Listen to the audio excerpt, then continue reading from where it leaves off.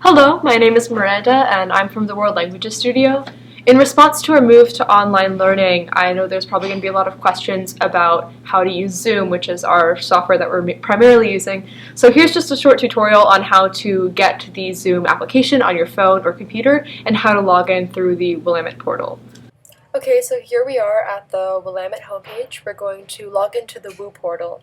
I'm already logged in, so it's just going to go straight to the portal for me. You're going to scroll down to the very bottom where you'll see Zoom and click on that. Press sign in, and since I'm already logged in, it'll log me right in with my Willamette profile. So next, what we're going to want to do is download the Zoom application. This will be really helpful for meetings. So I just do this by going host a meeting with video on, and it will prompt me to download Zoom. And just open it like you would any other download file.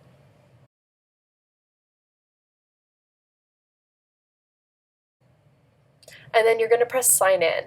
While you might initially want to sign in with Google, you actually have to sign in with SSO because we have a Willamette account. So you're just going to type in willametteuniversity.zoom.us, and that's our company domain.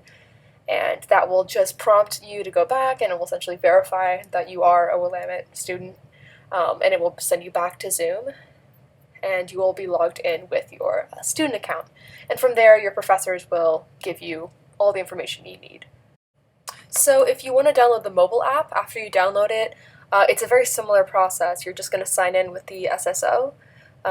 It's going to be willametteuniversity.zoom.us. And then that prompts you once again to go and log in.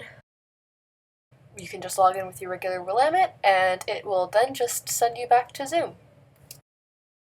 You'll be all set up and ready to go. I would just say make sure you turn on all of your microphones and things like that. So if you have any other questions, please go to this webpage. It'll be updated several times a day with all the information that you need to know. Let's just all be patient and try to get through this thing together.